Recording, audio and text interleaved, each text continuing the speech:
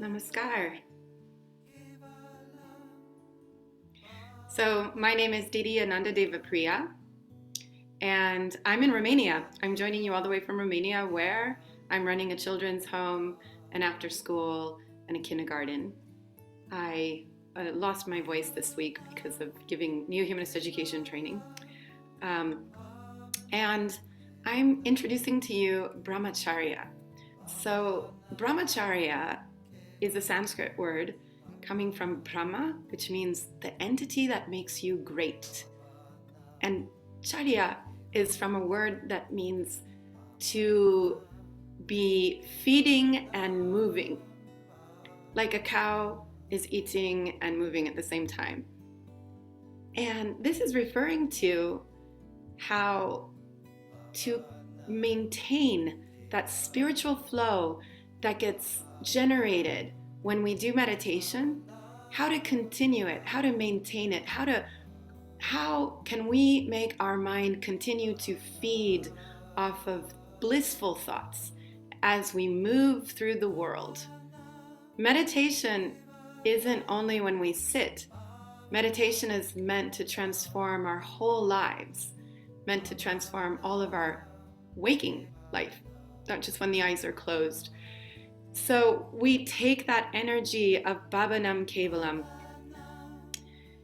that idea that at the essence of everything is this divine love, this divine joy, and we train our mind to perceive it all around us, because Kevalam, meaning only, means I'm only thinking of that. It also means that's all there is. Everything around me, which appears to be so many varieties of things, all comes from that one essence. And I want you to just imagine, what kind of relationships would you have if you could remember that all the time? What kind of relationships would you have with other people if you weren't fooled by their external behaviors and you were able to just remember that there is a divine spark under that? If you were able to remember that in your relationship to objects, in your relationship to nature. It's the basis of a profound sense of respect and a profound feeling of benevolence. And brahmacharya, within the 5 jamas, which are all about your relationship to the external world, this point is actually the key. It helps to unlock all of the other jamas, because it's about cultivating that feeling of benevolence, that feeling of goodwill towards everything. And then if you have that, that's the essence, that way of looking at things, that attitude is what then feeds or creates easily, benevolence in words, benevolence in actions, benevolence in our choices about how we live in harmony with the earth simply. All of these things are rooted in that brahmacharya, in that cultivation of a benevolent outlook, cultivation of spiritual flow.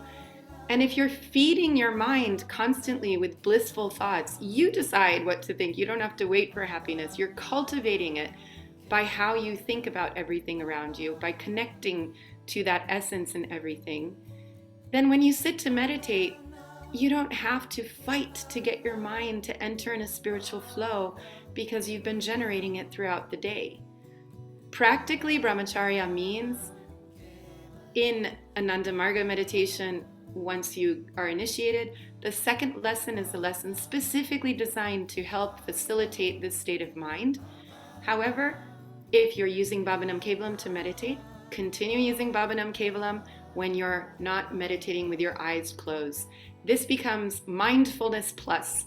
It's not just about being present and noticing your breathing and that you're here and now. It's bringing in a sweetness. It's bringing in a joy. It's mindfulness plus, because it's bringing in generating a state of joyfulness by remembering that Brahma in everything and feeding your mind, feeding it constantly with that state of bliss.